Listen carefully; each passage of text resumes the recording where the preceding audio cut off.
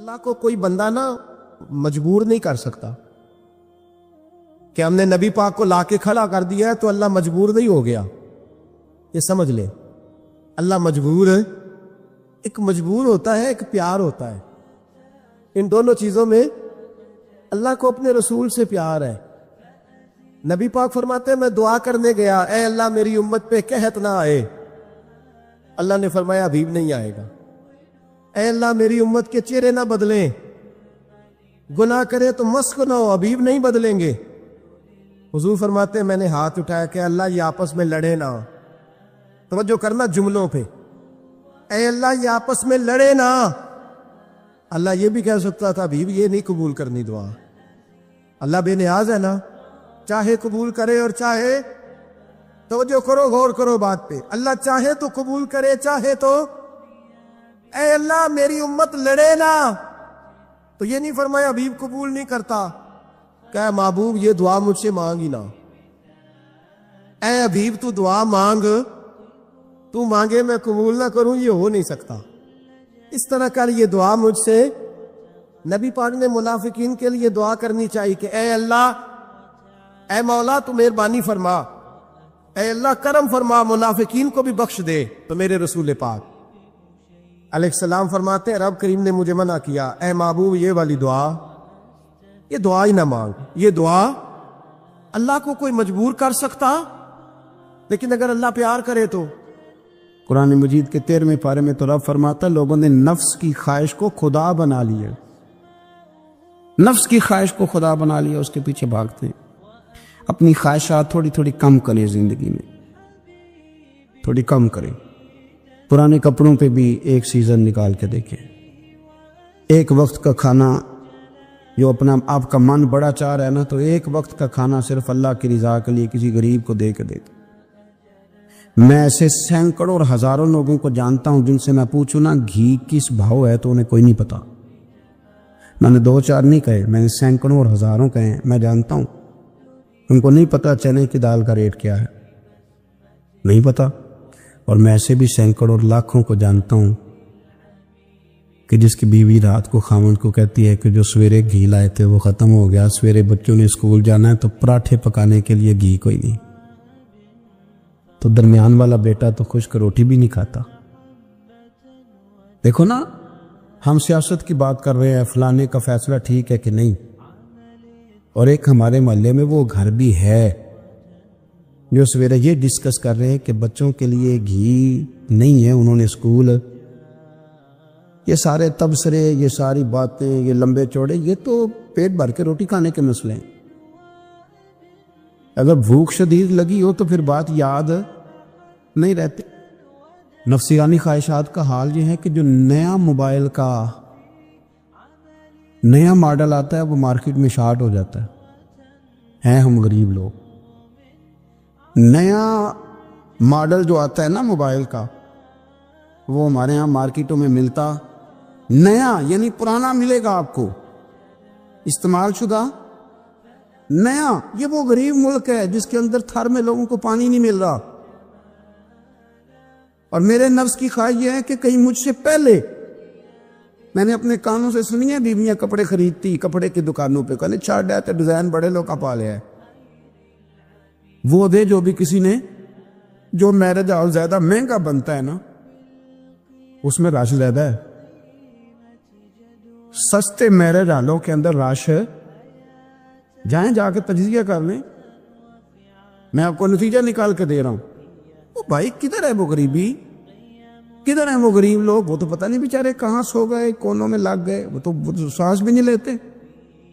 ہماری خواہشات نفسانیاں اتنی بڑھ گئی ہیں, اتنی بڑھ گئی ہیں. دنیا کے اندر جو گناہ ہو رہے ہیں یہ روزی روٹی کے لیے نہیں ہو رہے. روزی روٹی تو اللہ دیتا ہے. جو لوگ جسم فروشی کر رہے ہیں, یہ جو لوگوں کی تجارت کر رہے ہیں, دھندے ہو رہے ہیں, تو روزی روٹی کے لیے نہیں, نفسانی خواہشات کے لیے. یہ کاروں اور بنگلوں کے لیے سارا کچھ ہو رہا ہے, یہ جائیدادوں کے لیے ہو رہا ہے, یہ نیا پیٹرول پمپ لگانے کے لیے کوشش ہو رہی ہے. یہ ساری جدوجہد, مطلب آپ دیکھیں نا, ہمارے یہاں ایک گھر ہوتا ہے, گھر کے باہر ایک لان ہوتا ہے, اس سے صبر نہیں آتا تو اس کے بعد پھر فارم ہاؤس ہوتا ہے، ڈھیرا ہوتا ہے، اس کی الگ ہمیں ضرورت ہے نہ۔ اتنے پیر نہ دنیا کے اندر آپ پساریں کہ دنیا سے جانے لگیں تو یارو کٹھے ہی نہ کر پائیں، نہ اتنے نہ۔ اپنی زندگی مختصر، محدود، تھوڑا سا، تھوڑی خواہشات، گنے ہوئے پیسے، نپے تلے کام۔ میں آپ کو صحیح بتاتا ہوں، جیسے جیسے انسان بڑا ہوتا جاتا ہے وہ الجھتا جاتا ہے، اس کے مسائل بڑھتے جاتے ہیں۔ آپ دیکھ لیں ہمارے ہاں لوگوں کی آمدن تھوڑی نہیں، خرچے زیادہ ہیں، مسائل اخراجات کے، آمدن کے تھوڑے ہیں۔ میرے رسول کریم صلی اللہ تعالی وسلم کے قربان جاؤں، مدینے والے حبیب نے کمال کر کے ہمیں دکھایا۔ حضور سید عالم علیہ السلام نے فرمایا میں تو بھوک لگنے پہ روٹی کھاتا ہوں، میں تو بھوک پوری لگ جائے تو کھاتا ہوں، اور فرمایا پوری بھوک مٹتی نہیں تو میں ہاتھ کھینچ بھی لیتا ہوں، میں شکم سیری نہیں کرتا۔ بھوک ہم تو ٹائم دے کے روٹی کھاتے، یہ نہیں کہتے بھوک لگی، کہتے 7 بج گئے، ناشتے کا ٹائم ہو گیا، اب 2 بج گئے، اب دوپہر کے کھانے کا یعنی ٹائم ہو جاتا ہے، بھوک لگے نہ لگے۔ اب مغرب ہو گئی تو شام کے کھانے کا اپنی خواہشات کو سمیٹو ورنہ یہ غلام بنا لے گی۔ میں آپ کو صحیح بتاتا، بچپن میں، جوانی میں جن لوگوں نے خواہشوں کو نہیں نہ سمیٹا، میں کچھ ایسے لوگوں کو جانتا ہوں بڑھاپا آ گیا ہے، اب وہ چاہتے ہیں کہ ہم وہ غلطی چھوڑ دیں، پر وہ رچ بس گئی ہے۔ ان کے بچے انہیں کہتے ہیں ابا بس کر، لوگ شکایتیں کرتے ہیں، لیکن جو کہ جوانی میں کنٹرول نہیں کیا تو بڑھاپے میں کیسے ہوگا؟ ہماری خواہشات ہمارے لیے مصیبت بن گئی ہیں۔ ہم کچھ ایسی بری عادتیں تھیں جن کے پیچھے لگ گئے تو تباہ ہو گئے۔ واپس آئیں، میرے رسول کریم سید عالم صلی اللہ علیہ وسلم کے غلاموں نے نا اپنی زندگی کو محدود کر کے رکھا، محدود۔ حضرت سلمان فارسی رضی اللہ تعالیٰ عنہ حضرت عمر سے ملنے آئے، جناب عمر کہنے لگے یار بڑا کام کا بندہ ملنے آیا ہے، کوئی مطلب کی بات ملے گی۔ وہ جی کہنے والے بھی بڑے ہوتے ہیں نا، تو ان کا ویسے بھی حق نہیں بنتا کہ وہ جا کے بتائیں۔ کچھ ہوتے ہیں جو دوست ہوتے ہیں، جو بڑے ہوتے ہیں، وہ کئی دفعہ کچھ باتیں بتاتے ہیں، اصلاح کرتے ہیں، اس میں مزہ آتا ہے۔ حضرت عمر فاروق نے حضرت سلمان فارسی رضی اللہ تعالیٰ عنہ سے کہا یار بڑے دنوں کے بعد آئے ہو تو یہ تو بتاؤ میرے اندر کوئی غلطی تو نہیں؟ میں حکومت کر رہا ہوں، لوگ سارے عدل انصاف کی باتیں بتا رہے ہیں، میرے تقوی کی باتیں سنا رہے ہیں، کوئی غلطی؟ تو سلمان فارسی رضی اللہ تعالیٰ عنہ کہنے لگے بالکل غلطی ہے عمر، تمہارے اندر بڑی شدید ہے، مجھے بڑی ناپسند ہے، اور شدید قسم کی غلطی ہے، نہیں ہونی چاہیے تھی۔ حضرت عمر فرمانے لگے بولو۔ عرض کی مدی کیا پورے 22 لاکھ مربع میل میں سب جگہ غربت ختم ہو گئی ہے؟ حضرت عمر کہنے لگے نہیں، تو فرمانے لگے مجھے پتہ چلا ہے کہ جب تمہارے پاس دوپہر کا کھانا آتا ہے تو سالن کے ساتھ چٹنی بھی آتی ہے، یہ غلطی نہیں؟ تمہاری حکومت میں 22 لاکھ مربع میل، 24 لاکھ مربع میل سارے بندے پیٹ بھر کے روٹی کھانے لگے ہیں کہ نہیں؟ تو وہ فرمانے لگے حضرت سلمان فارسی عمر پھر تو 2 سالن کھاتا ہے کہ ایک وقت میں، اللہ سے ڈر نہیں آتا؟ تو جناب عمر فاروق رو پڑے۔ یہ بالکل جائز تھا، اس بات سے اگر کوئی منع کرتا ہے تو جائز نہیں دین میں، یہ بھی میں آپ کو بتا دوں، آپ کے پاس جائز پہلے 6 سالن کھائیں، میں کون منع کرنے والا؟ پر وہ عمر تھے نا، عمر کا منصب اور ہے۔ حضرت سلمان فارسی نے جب کہا تو عمر رو پڑے، کہنے لگے تو میرا سنگی ہے، میرے لیے دعا کر، میں اللہ کی بارگاہ میں توبہ کرتا ہوں، آج کے بعد یہ غلطی نہیں دہراؤں گا۔ اپنی خواہشات کو اتنا اصول پسندی کا نام نہیں، دور دور تک نام نہیں اصول پسندی کا۔ حضرت سیدنا بہلول دانا، بندہ سادہ تھا تو نام اس کا دانا تھا۔ آپ بیٹھے تھے تو ہارون رشید کا لشکر آنے لگا تو وہ ایک بندہ دوڑا آیا، کہنے لگا بابا رستے سے اٹھ جا، ہارون رشید آ رہا ہے۔ تو آپ فرمانے لگے تو غلام ہے نا، تو نے ڈیوٹی کر دی ہے نا، اطلاع دے دیا، میری مرضی اٹھوں چاہے نہ اٹھوں، تیری ڈیوٹی پوری ہوگی تو جا، تیرا کام ہو گیا۔ کہنے لگا بادشاہ میں اس کا غلام ہوں، تو ناراض ہوگا، تو اٹھ جا۔ تو بادشاہ کہنے لگا تو اس کا غلام ہے تو وہ میرے غلام کا غلام ہے، اور اگر تجھے زیادہ دقت ہو تو اسے جا کے بتا دینا، بے شک میں کو ڈرتا نہیں اس سے۔ ہارون رشید کو جا کے بتایا کہ وہ سادہ سا بابا ہے، تو وہ کہتا ہے کہ ہارون رشید میرے غلام کا غلام ہے، تو ہارون رشید بھی ناراض ہوا، کہنے لگا پتہ کر لیتے۔ جا کے پوچھا یہ تم نے کیا کہا، غلام کے غلام؟ تو آپ فرمانے لگے بادشاہ سچ بتا، تو اپنے نفس کا غلام نہیں، تو نفسانی خواہشات کا بتا، تو غلام نہیں، تو دوسرے بادشاہ کا جس طرح کا تخت اور تاج دیکھتا ہے اس طرح کا بنوا کے رکھ نہیں لیتا، تو غلام ہے کہ نہیں نفس کا؟ بادشاہ چپ کر گیا۔ فرمانے لگے تو نفس کا غلام ہے اور نفس میرا غلام ہے اور میری مرضی پہ چلتا ہے، تو اب بول تو غلام کا غلام ہے کہ نہیں؟ تو ہارون رشید کہنے لگے حضرت بہلول دنا سے میں نے کئی دفعہ ارادہ کیا ہے کہ آپ سے نہ ملوں، پر آ ہی جاتا ہوں، پر فتح ہر دفعہ آپ کی ہو جاتی، کامیابیاں آپ کو ہی ملتی۔ دوست تھوڑا نہ کہیں رکیں، کوئی ایک آدھ خواہش، کوئی ایک آدھ پروگرام، ہماری خواہشات بڑی لمبی چوڑی، بڑی لمبی چوڑی۔ خواہشات کے ساتھ ہی ہم دوستی کرتے ہیں، خواہشات کے ساتھ ہی ہم رشتہ داری کرتے ہیں، خواہشات کے ساتھ ہی ہم شادی کرتے ہیں، سارا کچھ خواہشات کے ساتھ۔ سیاسی شادیاں، وہاں شادی کریں گے تو اتنا مال آئے گا، اتنا کچھ جائے گا، خواہشات کے ساتھ۔ رشتہ داری خواہشات، غریب رشتہ دار سے دوستی نہیں، خواہش نہیں پوری کر سکتا، امیر سے۔ ہر شے خواہشات کے لیبل کے اندر بندھی ہوئی۔ آپ دیکھ لیں سارے معاملات کو ہم نے اپنی نفسانی خواہش کے اندر رکھ دیا ہے۔ میری مرضی کے مطابق دنیا چلے تو ساری اچھی ہے، اور میری مرضی نہ سنے تو بندہ ایک بھی اچھا نہیں ہے۔ اپنی خواہشات کے چنگل میں ہم نے غلامی اختیار کر لی صبح سے شام تک۔ حضرت عبداللہ ابن عمر رضی اللہ تعالیٰ عنہ بیمار ہو گئے، شدید علیل تھے، طبیعت مبارک میں کمزوری آ گئی، کچھ کھانے کو دل نہیں کرتا تھا، گھر والے بار بار کہتے کچھ کھا لیجئے، کچھ کھا لیجئے، نہیں کھاتے تھے۔ بالآخر حضرت نافع آپ کے غلام تھے، ان سے کہنے لگے کہیں سے مچھلی مل جائے نا تھوڑی سی، میں کھاؤں گا۔ تو کہتے ہیں میں سارے مدینے میں ڈھونڈتا رہا، مچھلی نہ ملی، اگلے دن بھی ڈھونڈی تو نہ ملی، تیسرے دن بھی ڈھونڈی تو نہ ملی، تو فرمانے لگے یار بس چھوٹی سی خواہش ہے، کوئی فرض نہیں ملتی تو رہنے دے۔ کہتے چوتھے دن مچھلی مل گئی، میں 1.5 دینار کی مچھلی لایا، لا کے حضرت عبداللہ ابن عمر رضی اللہ تعالیٰ عنہ کے سامنے جو مچھلی رکھی تو آپ نے لقمہ روٹی کا توڑا تھا، مچھلی کو لگانے لگے کہ دروازے پہ فقیر نے آ کے آواز دی کچھ کھانے کو دو۔ تو حضرت عبداللہ ابن عمر نے روک لیا اور ہنسے۔ کئی دفعہ دے ہم بھی دیتے ہیں پر ہمارا چہرہ دیکھنے والا ہوتا ہے، اتنے ہم غصے میں ہوتے ہیں، دے دیتے ہیں، لیکن جو چھلوٹیں ہوتی ہیں نا چہرے والی وہ گنی نہیں جاتی۔ ہنسے، فرمایا دیکھو میرا اللہ کتنا قریب ہے، وہ مجھے بچانا چاہتا، اٹھا بار دیا جا کے۔ تو خادم اب حکم کا پابند تھا، وہ اللہ تو کر نہیں سکتا تھا، وہ گیا اور جا کے دے آیا۔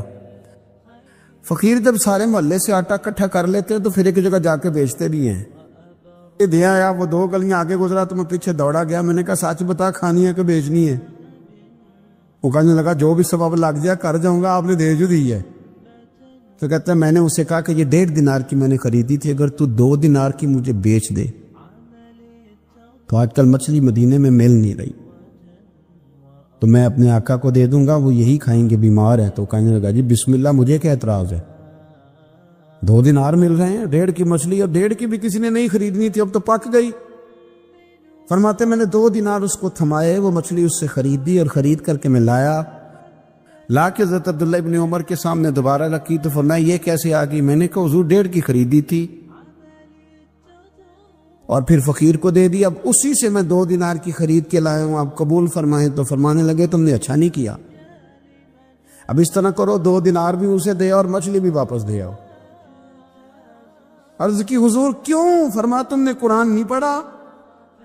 حضور پڑھا ہے۔ فرمایا رب فرماتا ہے لن تنالوا البر حتی تنفقوا مما تحبون، تم بھلائی کو اس وقت پہنچو گے جب اپنی پیاری چیز راہ خدا میں خرچ کرو۔ امام غزالی نے لکھا ہے، فرمانے لگے دے آ، تو وہ حضرت نافع کہتے ہیں میں دینے گیا، دے کے واپس آیا تو کچھ پریشان تھا کیونکہ مجھے بھی 4 دن ہو گئے تھے نا تلاش کرتے، تھوڑی تھوڑی طبیعت میں مایوسی تھی کہ اتنی محنت سے میں نے لایا اور آپ نے واپس کر دی. تو حضرت عبداللہ ابن عمر نے مجھے قریب بٹھایا، پھر مجھے تھپکی دی، فرمانے لگے پتر میں نے ویسے بھی کبھی جھوٹ نہیں بولا اور آج کل تو میں ویسے ہی بیمار ہوں، ٹائم ہی نہیں، وقت ہی نہیں، موقع ہی نہیں جھوٹ بولنے کا. میں تجھے سچ بتاؤں، مجھے مچھلی کھا کے اتنا سکون نہیں ہونا تھا جتنی اللہ کے راستے میں خیرات کھا کے مجھے سکون ہوا. تو تجھے تو میری راحت سے غرض ہے نا کہ مجھے راحت کیسے ہوتی ہے، تو مجھے سکون ملا ہے، راہ خدا میں دے. میں نفسانی خواہش پوری کر لیتا تو یہ میرا نفس کل پھر مجھ سے مچھلی مانگتا، پرسوں کہتا نہیں چھوٹے گوشت کی یخنی بھی چاہیے. ہم لوگ الجھ گئے ہیں. میرے پاس ایک بچہ آیا، کچھ لوگوں کا درد انسان کو درد مند کر دیتا ہے. MBA اس بچے کی تعلیم، بڑا قابل نوجوان، اور لب و لہجے میں بڑی شائستگی، گفتگو میں بڑا دھیما پن.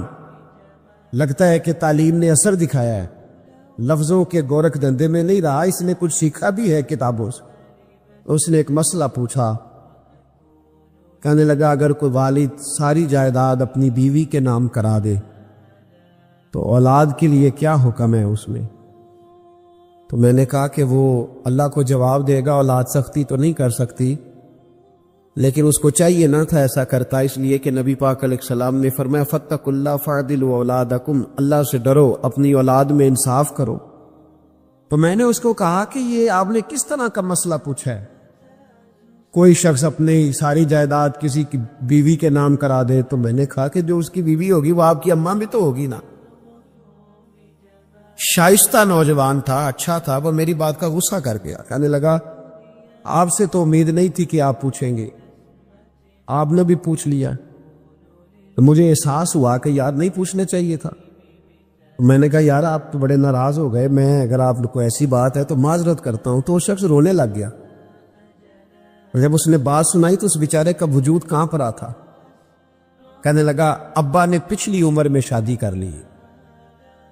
تو میں نے کہا اس کو اللہ رسول اجازت دیتے ہیں؟ تو آپ کہنے لگا جی وہ تو بات ٹھیک ہے، پر کچھ ایسی باتیں سامنے آئی ہیں کہ جو سامنے نہیں آنی چاہیے تھی.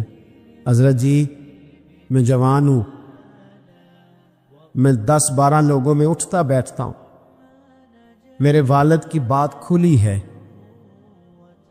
اور پتہ نہیں کیا معاملہ تھا، پہلے بڑا کچھ نام کرا کہ اس نے نکاح کیا ہے، پر اب میں کدھر جاؤں، میرا گلی میں کھڑا ہونا مشکل ہو گیا. مجھے کوئی کہتا تو کچھ بھی نہیں، لیکن جب لوگ دیکھتے ہیں نا میری طرف، جب لوگ میری طرف دیکھتے تو مجھے احساس ہوتا ہے کہ ان کی نظروں میں سوال ہے. مجھے لگتا ہے کہ ان کی ذہنوں میں بہت ساری باتیں چھپی ہوئی ہیں. کچھ نکاح ہوتا تو بات اور تھی، کچھ ایسی باتیں سامنے آئی ہے جو آنی. میں نے اسے معذرت بھی کی، اسے تسلی بھی دی، اور جو میرے سے ممکن ہو سکتا تھا میں نے اس کو کہا. لیکن اس نوجوان کے جانے کے بعد اس کے رستوں کو بھی میں دیکھتا رہا تو میں سوچنے لگ گیا یار دنیا میں ہمارا راز کھل جائے تو اتنا مشکل ہو جاتا ہے، تو جب قیامت میں راز کھلے گا. دنیا میں دیکھیں نا، ہمارے ہاں لوگ اگر برا جانتے بھی ہیں تو وہ الا ماشاء اللہ معاذ اللہ غیبت کرتے، سامنے آ کے بات. یہی مزاج ہے نا معاشرے کا کہ لوگ بہت بڑا ظلم کرتے ہیں، اپنی جان پر غیبت کرتے ہیں، سامنے آ کے بات. تو قیامت میں تو ہر چیز سامنے ہوگی، ہر چیز سامنے آ جائے، کھل کے بات سامنے آئی. کس نے کیا کیا اپنے عہدے کے ساتھ، جس جگہ وہ بیٹھا تھا اس منصب کے ساتھ اس نے کتنی وفا کی یہ بھی پتہ چلے گا، کتنا دھوکہ دیا یہ بھی خبر ہوگی. بہت سارے لوگ جعلی ڈگریاں لے کے نہیں بیٹھے ہوئے، لے لیا نا عہدہ، ان کی تنخواہ جائز ہے ان کے لیے. بولے تو یہ راز کھولے گا کہ نہیں کھولے گا قیامت کو؟ حد ہو گئی اس ملک کے اندر کہ یہ 1 درجن بندے کی بات نہیں، یہ 1.5 درجن بندہ نہیں، یہ تو کیا بتائیں. اور ہم دنیا میں اپنا کون سا منہ لوگوں کے سامنے کریں کہ یہ ایک لائن ہے لمبی، ڈگری جعلی، کاغذ کے ٹکڑا لیا تو وہ بھی جعلی. میرے عزیز یاد رکھے اور ضرور اس پر غور کرے یہ چیزیں جب قیامت میں کھلیں گی تو مسائل پیدا کرے، اور اللہ کہتا ہے میں کھولوں گا، میں یہ تمہاری چیزیں، جو ٹیچر، جو ڈاکٹر، جو کلرک، جو بیوروکریٹ 2 سال کی چھٹی لے کے سیر کرنے چلا جاتا ہے اور وہاں لکھ کے دے جاتا ہے کہ میں یہ بخار چڑھا ہوا ہے، میں تو بڑا سخت بیمار ہو گیا ہوں، تو میرے اندر کا سارا نظام گڑبڑ ہو گیا، دوائی لینی ہے، ٹھیک ہے چھٹی مل گئی، قانون میں کمزوریوں کا فائدہ اٹھایا، تو جب قیامت میں راز کھلے گا یہ تو سیر کرنے گیا تھا، موج کرنے گیا تھا۔ یہاں تو لوگ نوکری لے کے خوشحال ہو جاتے ہیں، کہتے ہیں جی اللہ کا بڑا فضل ہے میں 2 گھنٹے جاتا ہوں۔ میں نے کہا فضل نہیں، یہ آزمائش ہے، یہ شرم والی بات ہے جو دلیری سے تو کہہ رہا ہے، یہ شرم حیا والی بات ہے۔ تو 8 گھنٹے کی، میں نے پہلے بھی بتایا تھا، محدث اعظم پاکستان حضرت مولانا سردار احمد صاحب رحمۃ اللہ تعالی علیہ ایک استاد کو رکھنے لگے ادارے میں پڑھانے کے لیے۔ استاد کے ساتھ وظیفہ طے ہوا، سمجھ لے کہ 10,000 روپیہ تجھے ماہانہ دیں گے، صبح 8 بجے سے لے کر 1 بجے تک تو نے پڑھانا ہے۔ استاد نے سائن کر دیے پڑھاؤں گا، تو آپ فرمانے لگے استاد جی آپ روٹی نہیں کھائیں گے اس دوران؟ پیشاب نہیں آئے گا آپ کو؟ پانی نہیں پیئیں گے؟ تو حضور پینا ہے، تو فرمانے لگے لکھا کیوں نہیں؟ آپ نے مسلسل 1 بجے تک بیٹھنے کا لکھ دیا ہے، تو بتائیں جب آپ پیشاب کرنے جائیں گے تو وہ آپ کا کام کہاں لکھا جائے گا؟ آپ نے لکھ کے دیا ہے کہ میں اتنی ڈیوٹی کروں گا، تو آپ کو سمجھنا چاہیے تھا، کہنا چاہیے تھا کہ میں روٹی بھی کھاؤں گا، پانی بھی پیوں گا، اگر پڑھاتے تھک جاؤں گا تو تکیے پہ لیٹوں گا بھی۔ کیوں آپ نے یہ معاہدہ ایسا کیا؟ تو شخص کہنے لگے حضور آپ میری رہنمائی فرمائیں، فرمایا یہاں لکھو کہ میں مسلسل، تو کسی بندے کی پہنچ ہی نہیں ہے کہ وہ اتنا بیٹھ سکے۔ تو ہمارے ہاں جب یہ چیزیں قیامت میں کھلیں گی تو کیا بنے گا؟ آج راز کھلتا ہے تو آزمائش کھڑی ہو جاتی، وضاحتیں کر کر کے لوگ تھک جاتے۔ جب قیامت میں راز کھلے گا، میں تاجر کی بات بعد میں کروں گا، میں سیاستدان کی بات بعد میں کروں گا، میں پہلے پیر صاحب کی بات کرتا ہوں، پہلے علامہ صاحب کی بات، میں اپنی ذات سے شروع کرتا ہوں۔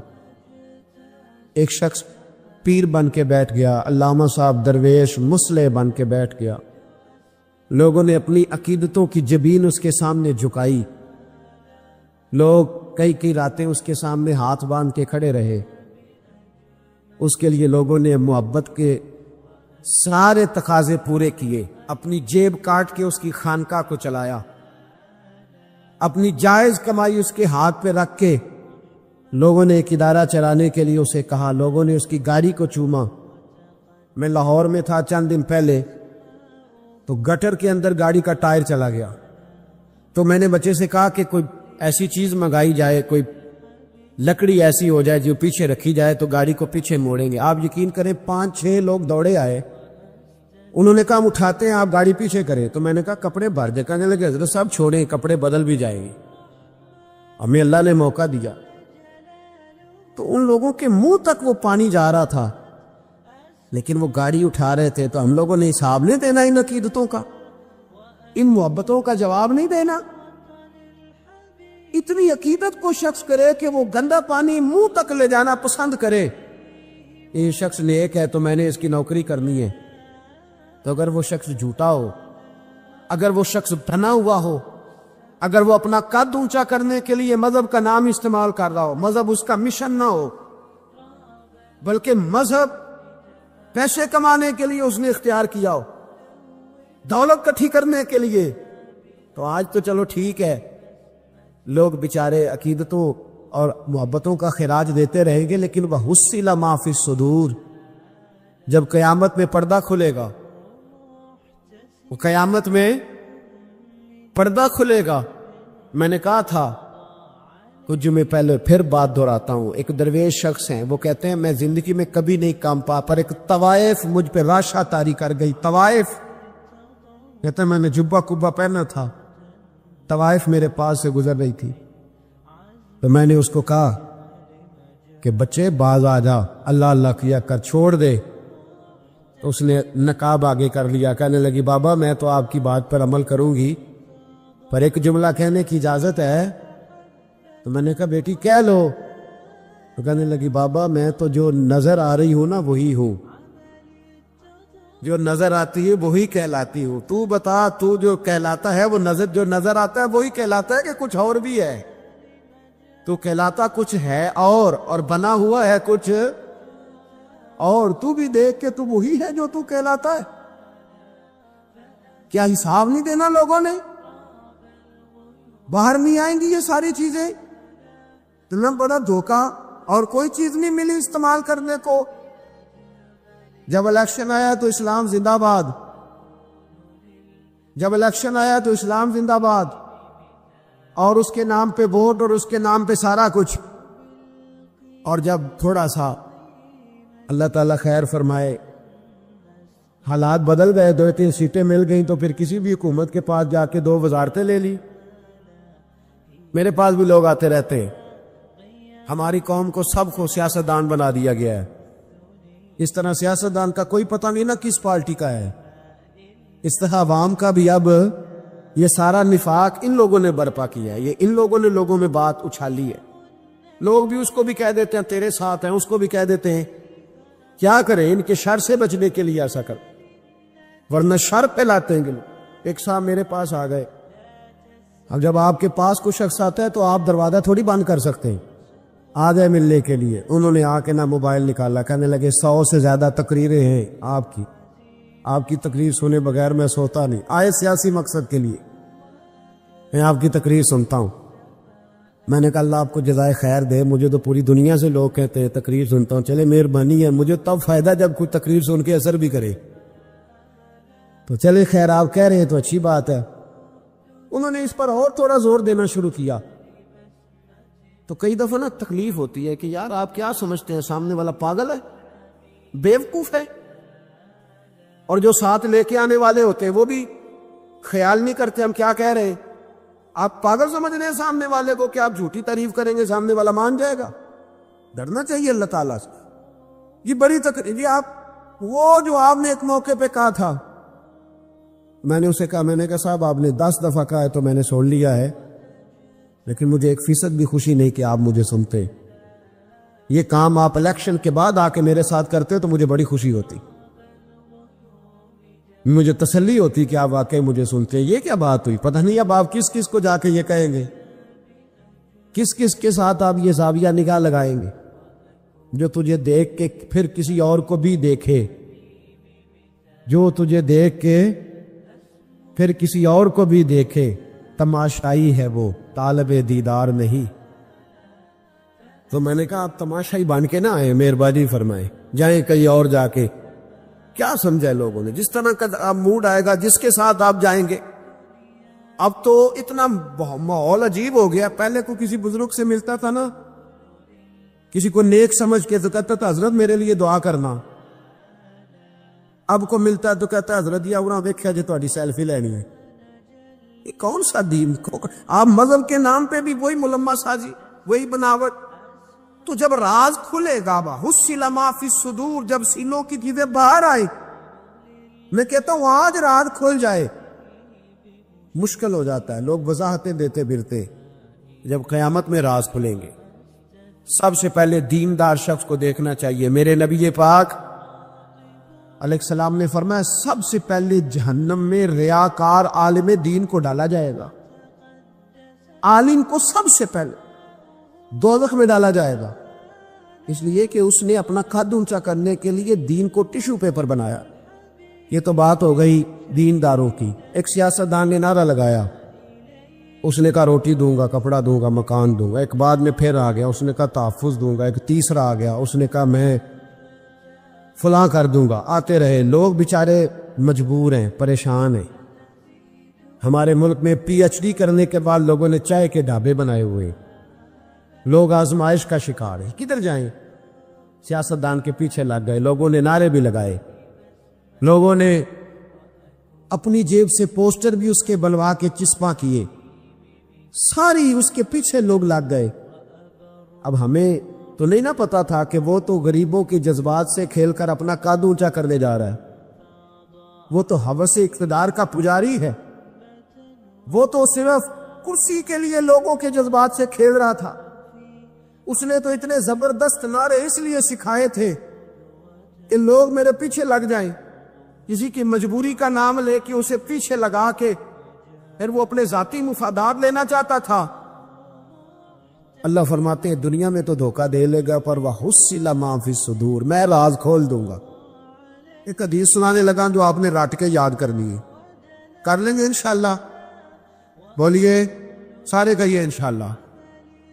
کر لیں گے یاد ماشاءاللہ سے. سنیں، ابو داؤد شریف میں، ترمذی میں حدیث ہے، نبی پاک علیہ السلام نے فرمایا کچھ لوگوں کی پشتوں پر اللہ قیامت میں جھنڈے گاڑ دے گا. پشت ہوتی ہے نا، پشت، مقعد، سرین، اس پر اللہ جھنڈا گاڑ دے گا، وجود کے ساتھ لگا دے گا. حدیث صحیح عرض کر رہا ہوں. حضرت انس بن مالک رضی اللہ تعالیٰ عنہ حدیث کے راوی ہے، فرمایا جھنڈا پشت کے ساتھ گاڑ دیا جائے گا اور الٹا جھنڈا ہوگا قد سے. تو لوگ سارے کہیں گے یا اللہ یہ کون ہے، کون ہے یہ؟ تو رب کریم فرمائے گا یہ اپنی قوم کا غدار ہے، یہ اپنی قوم کا. ان کے جھنڈے یہاں نہیں لگیں گے، ان کے جھنڈے وہاں بھی لگیں گے. میرے نبی پاک علیہ السلام نے فرمایا غداروں کی پشتوں پہ اللہ جھنڈے لگائے اور یہ جھنڈے لگیں گے. اور جب لوگ پوچھیں گے یہ کون ہے تو کہا جائے گا وہ یہ ہے جس کو قوم نے امانت دار سمجھ کے سربراہی دی پر یہ غدار نکلا. قوم نے اعتماد کیا، امانت دار سمجھ کر یہ غدار نکلا. یاد رکھنا تمہارے جھنڈے لگیں گے. آج تمہاری گاڑیوں پہ سرکاری جھنڈے ہیں، آج تمہاری بڑے بازاروں پر سرکاری جھنڈا ہے. قیامت میں تمہاری پشت پر غداری کا جھنڈا ہوگا، غداری کا. حضرت بلال حبشی رضی اللہ تعالیٰ عنہ بیان فرماتے ہیں نبی پاک علیہ السلام کے مہمان آیا کرتے تھے تو بعض اوقات مجھے قرض لے کر بھی میزبانی کرنا پڑتی تھی حضور کے مہمانوں. ایک یہودی تھے، انہوں نے مجھ سے کہا اس یہودی آدمی نے کہ یار ادھر ادھر سے جو قرضہ لیتا ہے تو مجھ سے لے لیا کر. کہتے اس نے قرضہ دیا، ایک وعدہ ہو گیا اتنے وقت کے بعد تمہیں پیسے دے دوں گا. ابھی وعدے میں 3 دن باقی تھے. حضور علیہ السلام مدینہ شریف کے ایک بازار سے گزر رہے تھے. سیدنا فاروق اعظم رضی اللہ تعالیٰ عنہ بھی پاک بارگاہ میں حاضر تھے. وہ یہودی آ گیا اور آ کے نبی پاک علیہ السلام سے مطالبہ کرنے لگا. وہ جناب بلال نے قرض لیا تھا واپس کریں. تو حضور نے فرمایا ابھی تو وعدے میں ٹائم ہے. کہنے لگا آپ دے. اور اس نے بڑے سخت لفظ کہے. کہنے والے تو کیا ہی دیتے ہیں، سننے والے کمال کر. اس نے سخت جملے کہے. حضرت عمر نے تلوار پہ ہاتھ رکھ لیا. نبی کریم فرمانے لگے مسکرا کے، تو میں عمر جلدی نہ کر یار، یہ جو بے چینی ہے نا، بے قراری، آپ نہ لڑائی کر کے فتح نہیں حاصل کر سکتے، بحث کر کے فتح. آپ نے ایک بات کی، آپ کا مخالف 3 کرے گا، پھر آپ کو 6 کرنی پڑیں گی، پھر وہ 9 کر دے گا. اس نے ایک بات کی، آپ چپ رہے، اس نے 2 کی، آپ چپ ہے، 3 کی چپ ہے، 4 کی، آخر میں وہ کہے گا اوے تو میں نو پاگل سمجھ دے. اب وہ بول دا کیوں نہیں؟ تو چپ رہ کے تو سامنے والے کو پاگل بھی کیا جا سکتا ہے. حضور فرمانے لگے عمر جلدی نہ کر یار، ٹھہر جا. حضور فرمانے لگے عمر اس طرح کر، فلاں جگہ پہ کھجوریں پڑی ہیں، اسے وہاں لے جا اور تول تول کے دے کھجوریں. حضرت عمر کہتے ہیں میں انہیں ساتھ لے گیا. مجھے ذرا غصہ تھا، وہ نہ مجھ سے تھوڑی تھوڑی باتیں پوچھنے لگا تو میں کھجوریں دے رہا ہوں، میں توجہ نہیں کر رہا. کہنے لگا عمر یار مجھ پہ جلدی نہ کر، میری بات تو سن. میں نے کہا بولے. کہنے لگا میں عام آدمی نہیں ہوں، تو رات کا عالم ہوں. عمر کہتے میں نے آنکھ کھولی. میں نے کیا مطلب؟ کہنے لگا میں نے جان بوجھ کے قرضہ دیا تھا اور وقت سے پہلے جان بوجھ کر میں نے مطالبہ کیا، سخت بات بھی جان بوجھ کے کی. کہنے لگا میں نے اللہ کے آخری نبی علیہ السلام کی جتنی صفات تورات میں پڑھی تھی وہ ساری نبی پاک میں پائی جاتی ہے. ایک صفت میں نے تورات میں یہ پڑھی تھی کہ جیسے جیسے کوئی جہالت کرتا جائے گا ویسے ویسے نبی پاک کا علم بڑھتا جائے گا، حوصلہ بڑھتا جائے گا، سرکار درگزر کرتے جائیں گے. عمر ساری شانیں دیکھ لی تھی، یہ برداشت والی شان بھی دیکھ لی ہے.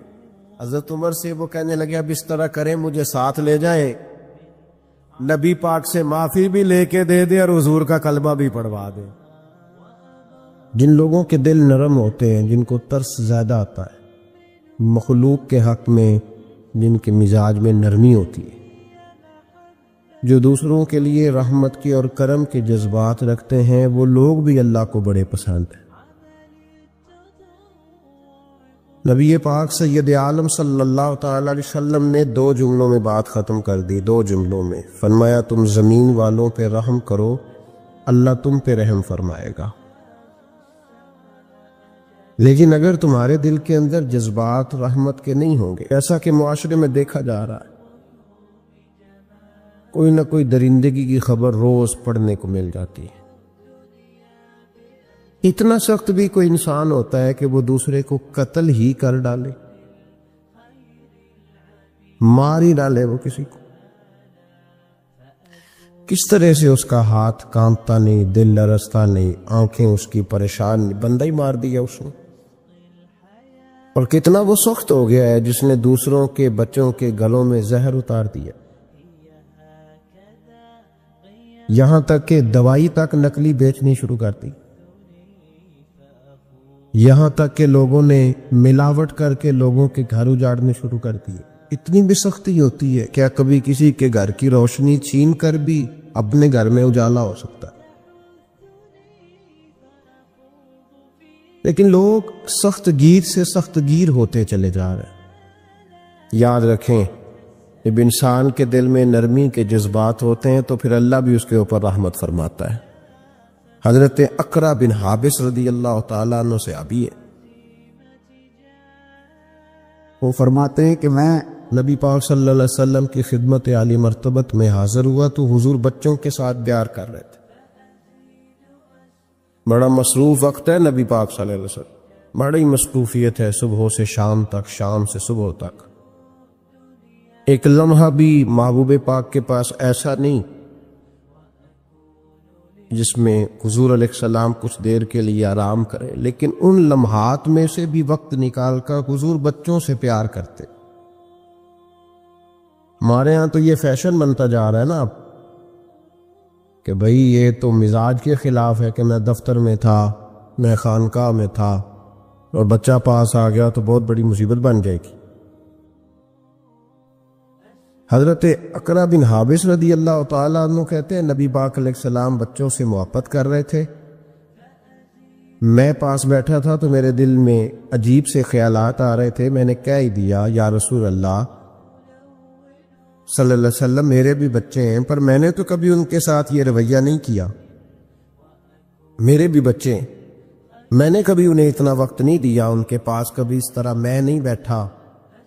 تو کہتے میں نے جملے تو کہہ دیے، حضور خاموش ہو گئے اور دیر تک میری طرف دیکھتے رہے،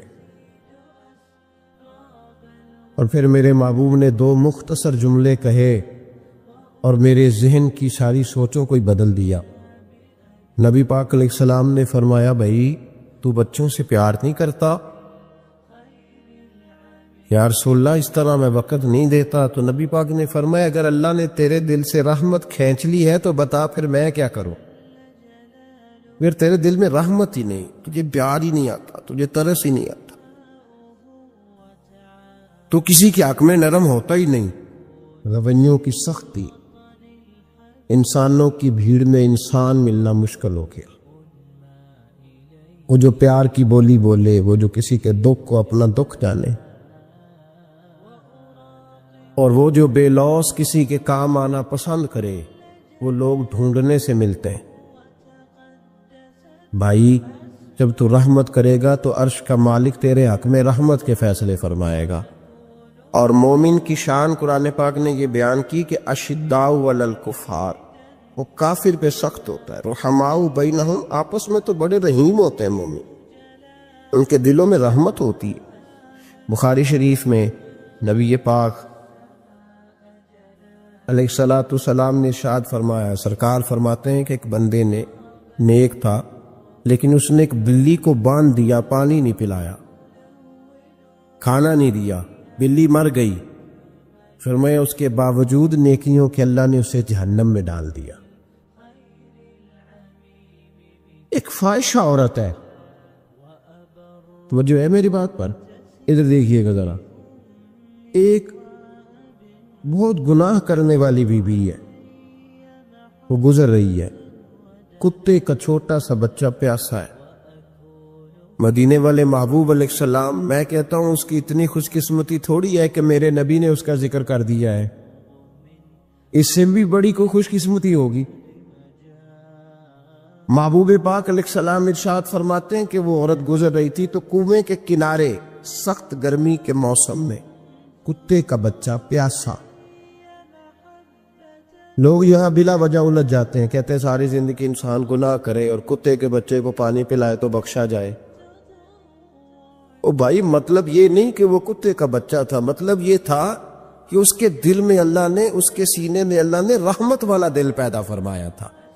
اور انسان کی نہیں، وَلَٰكِن يَنظُرُ إِلَىٰ قُلُوبِكُمْ، رب جب دیکھتا ہے تو وہ دل دیکھتا ہے، تو اس کے سینے میں جو دل تھا وہ رحمت والا تھا، سخت گیر نہیں۔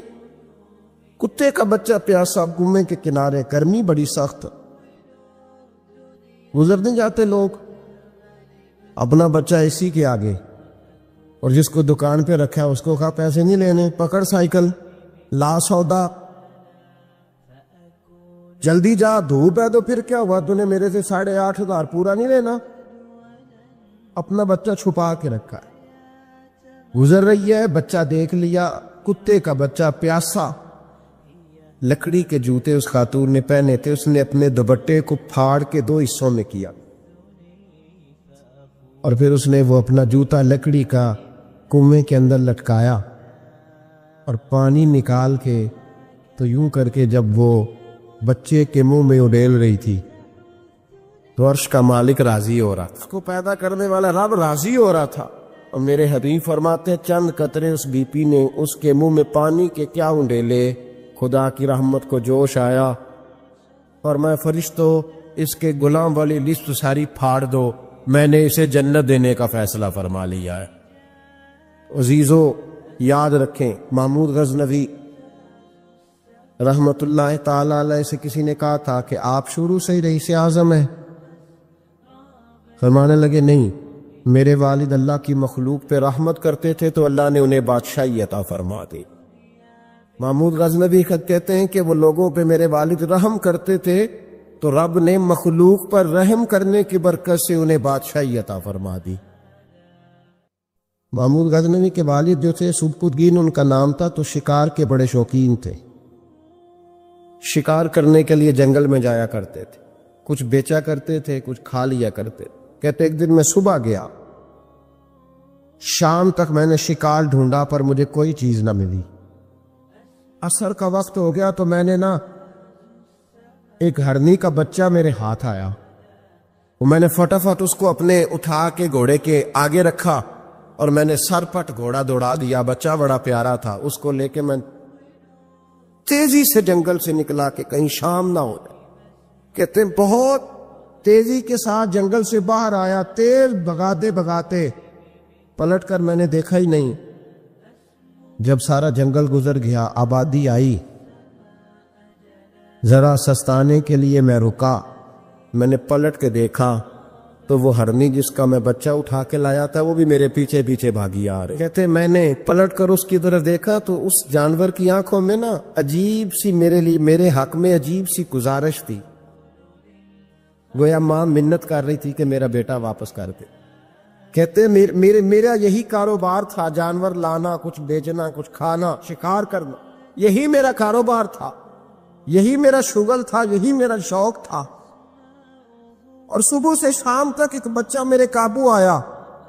سبکتگین کہتے ہیں کہ اس ماں کی آنکھوں میں عجیب سا، یہاں تو ہمارے دیہاتی ماحول میں آج بھی یہ رسم پائی جاتی ہے، ناراض ہو گئی اماں، ساری رات وہ بیدار رہی، بچے پالے اس نے، تو سسر صاحب کہتے ہیں پکڑ لو بچے، بھگا دو اس کو، اللہ سے ڈر نہ، تو بچوں کو ماں سے جدا کر رہا ہے، سوچا ہی نہیں، رکھ لو بیٹا اور بیٹی اور اس کو چلتا کرو، خود ہی تڑپے کی تو آ جائے گی۔ محمود غزنوی کے والد کہتے اس ماں کی آنکھوں میں نے جب وہ تجسس دیکھا تو 1 منٹ میں نے فیصلہ کیا. کہتے ہیں بچہ میں نے زمین پہ چھوڑا اور بچہ دوڑ کے ماں کے پاس چلا گیا. ماں نے اسے لے کے نا ٹانگوں میں اس کو چوما, اس سے پیار کیا, ارنی پیار کرنے لگی. فرماتے پھر میں نے دیکھا کہ وہ ماں بیٹا جنگل کی طرف چلے. تھوڑا سا آگے جا کے تو وہ ارنی پھر لوٹ آئی, میری طرف اس نے دیکھا, یوں لگا جیسے میرا شکریہ ادا کر رہی. اور کہتے ہیں اس کی آنکھوں میں نے عجیب سی روشنی دیکھی, وہ تو لوٹ گئی. پر جتنا سکون مجھے آج ہوا زندگی میں پہلے کبھی نہیں ہوا تھا. مجھے یوں لگا جیسے وجود کے سارے بوجھ اتر گئے. میں گھر گیا, وضو کی اور عشاء کی نماز کی نیت, عصر مغرب تو رستے میں ہو گئی, عشاء کی نماز پڑھی تو اتنا لطف سجدے میں آیا جتنا پہلے کبھی نہیں آیا تھا. کہتے اسی وضو میں, عشاء کے وضو میں سو گیا. میری آنکھ لگی تھی کہ مجھے مدینے والے رسول کا دیدار نصیب ہو گیا. محبوب پاک علیہ السلام میری خواب میں آئے اور حضور نے فرمایا تو نے آج اللہ کی مخلوق پہ رحم کیا ہے تو رب نے تجھے اپنی مخلوق کا سربراہ بنانے کا فیصلہ فرما لیا ہے. اب بادشاہیاں تیرے ہاتھ میں آئیں, اب تو بادشاہ بنے گا اور اللہ کی مخلوق کو آگے لے کر کے چلے گا, ان کی رہنمائی اور پیشوائی تو کرے گا. ایک خاتون کے لیے میں ہمیشہ دعا کرتا ہوں. حج کے ایک سفر سے میں واپس لوٹ رہا تھا تو PIA کی ایک بہن ملازمہ, اس کو مجھے جب یاد آتی ہے تو میرے دل سے دعا نکلتی ہے. بوڑھے لوگ حج کرنے جاتے ہیں نا, تو میں نے دیکھا کہ وہ خاتون ان کو پکڑ کے لاتی, سیٹ پہ بٹھاتی, بیلٹ نہیں باندھنا آتا تو بیلٹ باندھتی, پھر ان کو پوچھتی کہ آپ کو کوئی تکلیف تو نہیں, اور پھر ان کی زبان میں ان سے گفتگو کرتی اور ان کو سمجھاتی سامان سارا رکھ لیا ہے. اور پھر جب اتر رہے تھے تو وہ دیکھتی کہ بوڑھا کون ہے ان میں سے, کمزور کون ہے, وہ خاص کر اس کے پاس جاتی.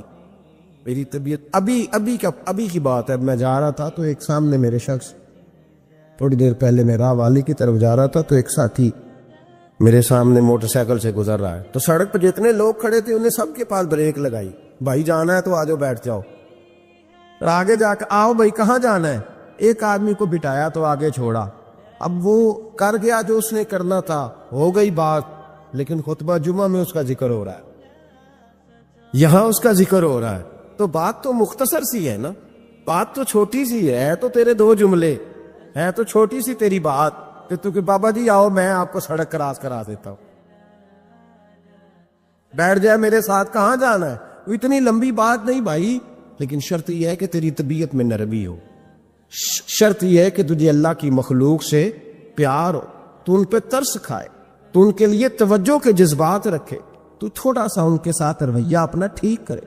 امام غزالی رحمت اللہ تعالی علیہ طریقت میں, تصوف میں, منطق میں, فلسفے میں, حدیث میں, تفسیر میں, ہر جگہ امت کی رہنمائی کرنے والی شخصیت. امام غزالی رحمت اللہ علیہ وصال کر گئے. ایک آدمی آپ سے بڑی محبت کرتا تھا, وہ کہتا مجھے امام صاحب خواب میں ملے. تو میں نے کہا حضور انتقال کے بعد آپ پہ کیا گزری؟ تو فرمانے لگے میں نے اپنے رب کو بڑا ہی کریم پایا ہے, میں نے اپنے مالک کو بڑا ہی مہربان پایا ہے, وہ بڑا معاف کرنے والا ہے. تو فرمانے لگے, میں نے عرض کی کہ حضور آپ نے دین کی نوکری بڑی کی, خدمت بڑی کی, کتابیں لکھی, درس تدریس واعظ نصیحت تبلیغ, بڑا کچھ کیا, اس سبب سے اللہ نے آپ کو معاف کیا. تو امام غزالی فرمانے لگے نہیں بھائی, سبب تو کوئی اور چیز بنی ہے. وہ کیا؟ تو امام صاحب فرمانے لگے میں ایک دن تحریر لکھ رہا تھا تو اپنا قلم میں نے سیاہی میں ڈبویا, گرمی بڑی شدید تھی, جب اس قلم کو میں لکھنے کے لیے اٹھا رہا تھا نا تو ایک مکھی آ کے بیٹھ گئی اور وہ سیاہی چوسنے لگی. میرے دل میں خیال آیا بیچاری پیاسی ہے, چلو اچھے طریقے سے چوس لینا, اس کی گرمی تھوڑی ٹھنڈی ہو جائے تو میں دوبارہ سے سیاہی لگا لوں گا. فرماتے میں نے اسے وہ موقع دیا, اس نے اچھے طریقے سے اس سیاہی کو پی لیا, وہ تو اڑ گئی, بات ختم ہو گئی، میں بھول گیا، کبھی یاد ہی نہیں آیا۔ فرماتے ہیں جب میرا حساب ہونے لگا تو مالک کونین نے پوچھا غزالی وہ جو مکھی پہ رحم کیا تھا تو تیرا اس سے کیا لالچ تھا؟ کیا لالچ تھا؟ نہ تو اس کا کوئی ووٹ بینک تھا، نہ تیرے کام آ سکتی تھی، نہ وہ کوئی ڈیوٹی کر سکتی تھی، نہ تیرے کوئی وہ تیری تعریف کر سکتی۔ اس بے زبان سے کی کیا لالچ تھا؟ کیوں موقع دیا؟ تو امام غزالی فرمانے لگے مولا تیری مخلوق سمجھ کے، اللہ تیری مخلوق سمجھ کے، تو رب کریم نے فرمایا تو میری مخلوق پہ رحم کرے تو میں تیرے اوپر رحم نہ کروں؟ کھول دو جنت کے دروازے، میں نے غزالی کو بے حساب جنت عطا فرما دی۔ اللہ تعالیٰ نے انسان کے ساتھ آزمائشیں رکھی ہیں، جس طرح اللہ تعالیٰ کی طرف سے ملنے والی نعمتوں کو قبول کرتا ہے، اسی طرح اس کی طرف سے آنے والی آزمائشوں کو بھی کھلے دل سے اسے قبول کرنا چاہیے۔ اور یہ بات درست ہے کہ وما اصابکم من مصیبت فبما کسبت ایدیکم، انسان پر کچھ مصیبتیں وہ آتی ہیں جو اس کے ہاتھوں کے کسب کی وجہ سے آتی ہیں۔ بہت ساری قوموں پر عذاب اس لیے آئے کہ انہوں نے بعض گناہ کیے تھے، لیکن یہ یاد رکھیے گا کہ عذاب ہمیشہ گناہوں کی وجہ سے نہیں آتے،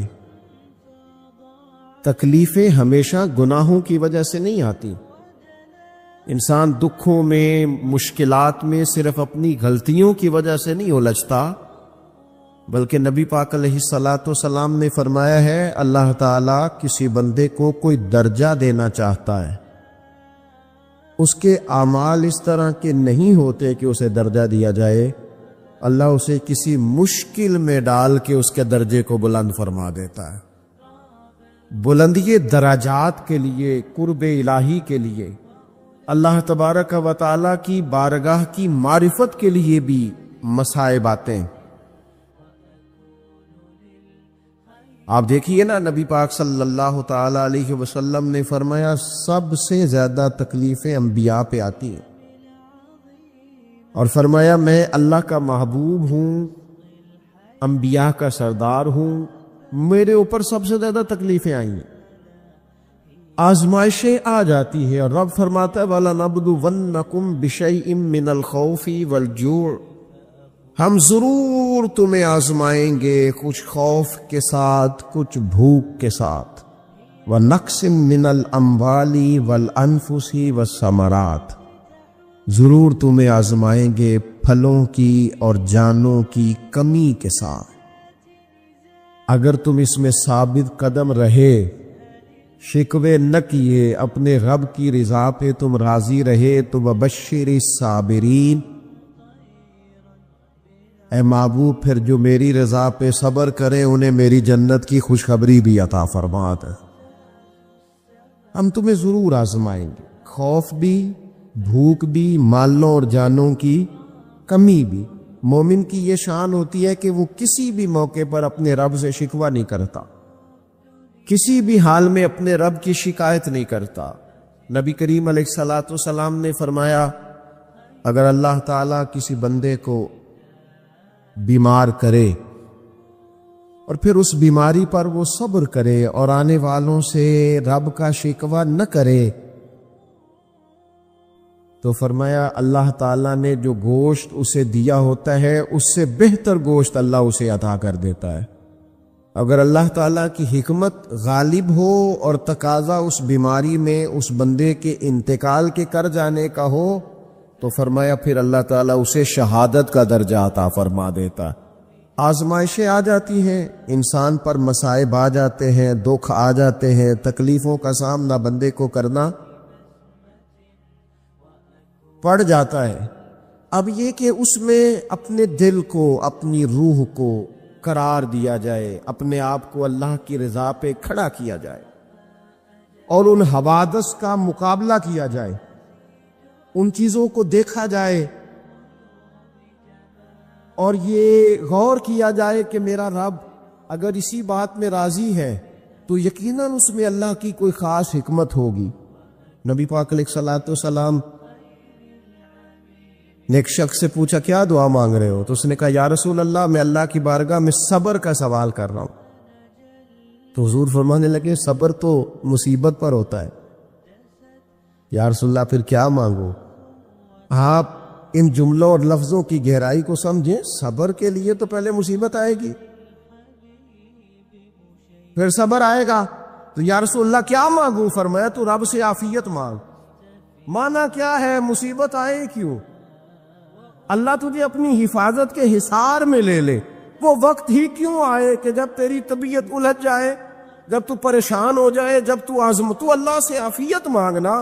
جب تو عافیت مانگے گا تو اگر کبھی مشکل آئے گی بھی نہ تو خدا پھر اپنے فضل سے مشکل سے نکلنے میں رستہ بھی بڑی جلدی عطا فرمائے گا۔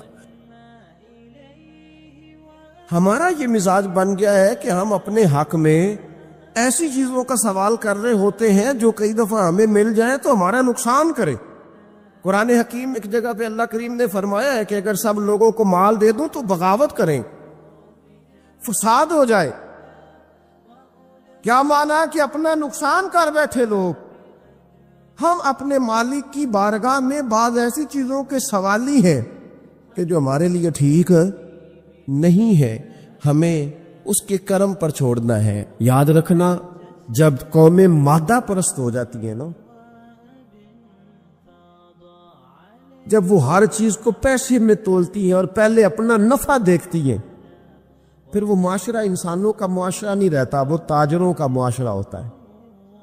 وہاں ہر چیز سیل ہوتی ہے، بیچی جاتی ہے۔ دوستو قلبی طور پر جب دلوں میں گنجائش ہوتی ہے، جب ہمارے دلوں میں وسعت ہوتی ہے، جب ہمیں پیار کرنا آتا ہے، 2 آدمیوں کا کھانا 3 آدمی کھا سکتے ہیں، شرط یہ ہے کہ وہ تیسرے کو بٹھانے کی وسعت رکھتے ہوں۔ 4 آدمیوں کا کھانا 5 آدمی کھا سکتے ہیں، شرط یہ ہے کہ ان کے دلوں میں گنجائش موجود ہو۔ یاد رکھنا ایک چھت کے نیچے ایک ہی گھر کے اندر 4-5 خاندان گزارا کر سکتے ہیں، شرط یہ ہے کہ ان کے دلوں میں گنجائش موجود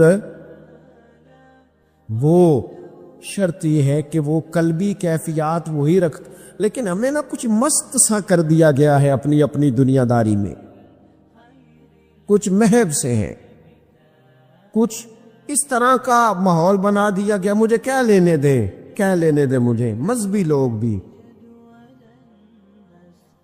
اتنے لاکھ کی محفل نعت، اتنے لاکھ کا عرس، اتنے لاکھ کی فلانی شے۔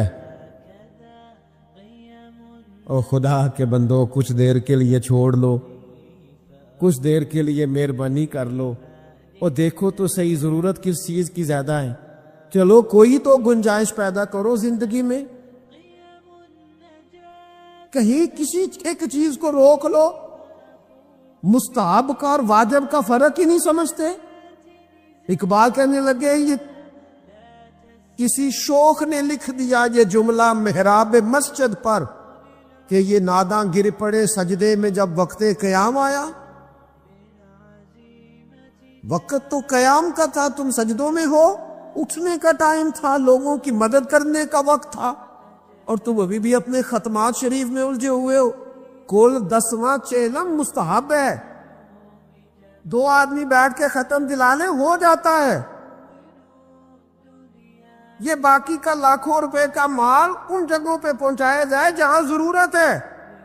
محفل نعت آپ کے محلے کا نوجوان بھی نعت پڑھ سکتا ہے، مقامی خطیب کو بھی تقریر آتی ہے، ہر جمعے کرتا ہے، اور بڑے کام کرنے والے، لیکن وہ بس ٹھیک ہے ہم جہاں لگ گئے وہاں سے ہلنے کو تیار ہی نہیں، ایک مخصوص سا مزاج بنا لیا، اس سے باہر آنا ہی نہیں چاہتے، پسند ہی نہیں کرتے۔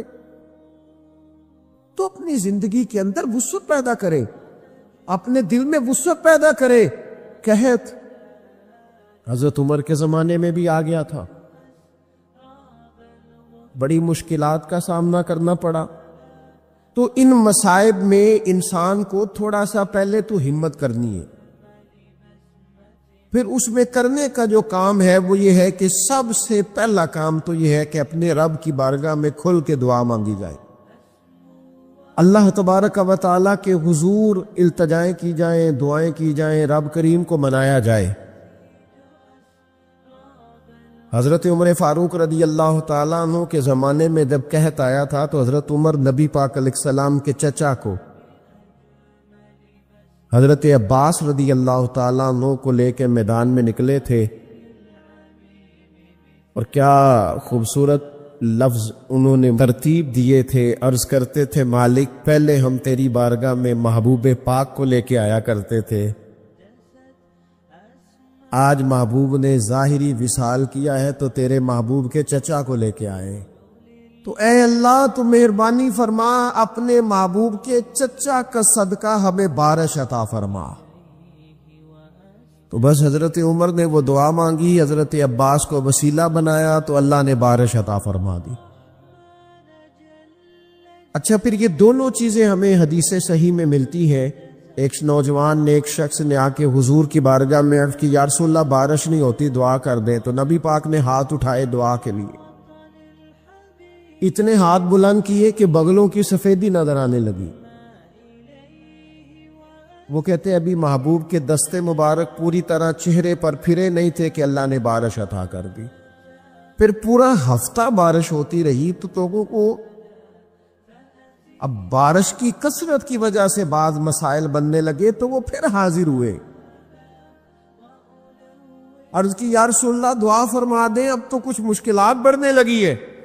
تو حضور نے پھر ہاتھ اٹھائے کہ اے اللہ اپنا فضل نصیب فرما، مہربانی فرما۔ کبھی بارش کی ضرورت ہوتی ہے اور کبھی بارشوں کا کثرت سے ہونا وہ تکلیف کا باعث ہو جاتا ہے بعض جگہوں پر۔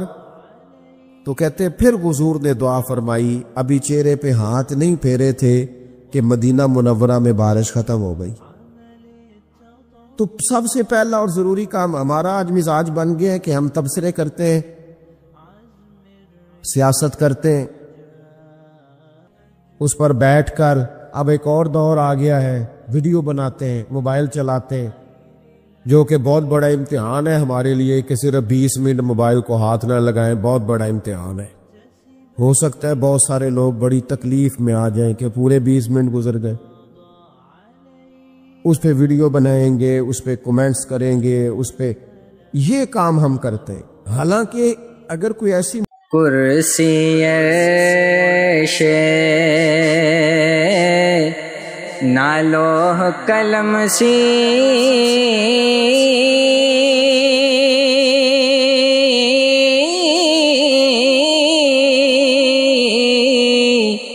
نہ سورج چن تارے تامینو محمد والا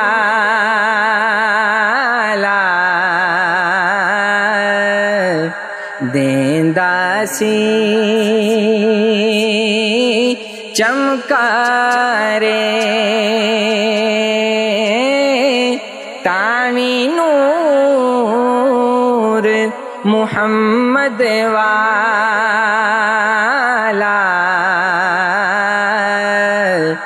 دیندا سی چمکارے چودویں دے چن نالو باتی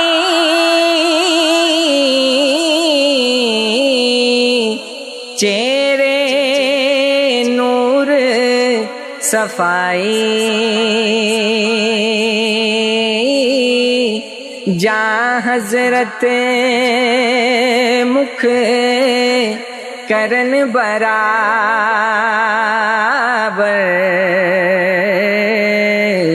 اٹھے دی روشنائی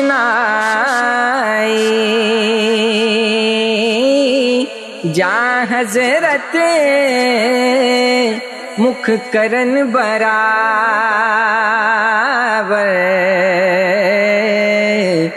اٹھے دی روشنائی چہرے دی روشنائی کولو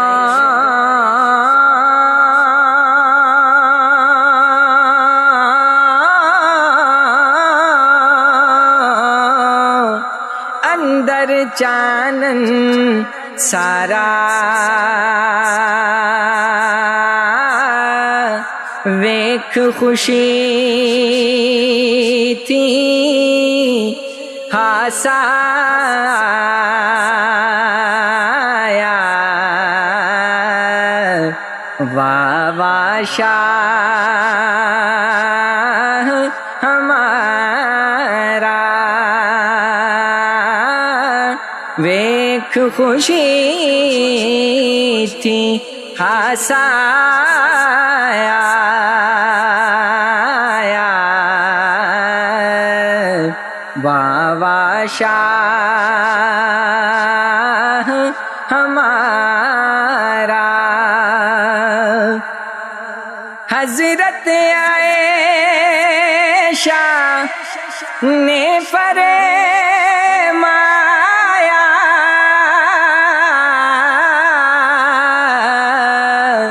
ایک دن مکھ نورانی اتنا نور نبی دے چہرے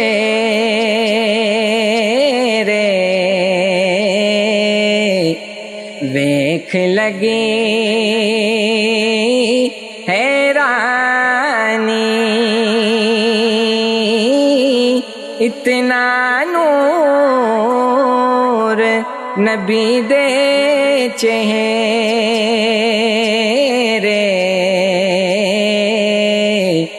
ویکھ لگی حیرانی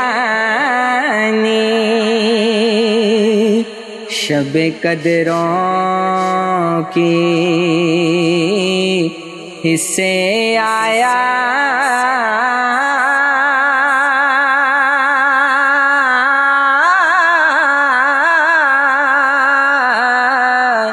نور کی نہ اس ویلے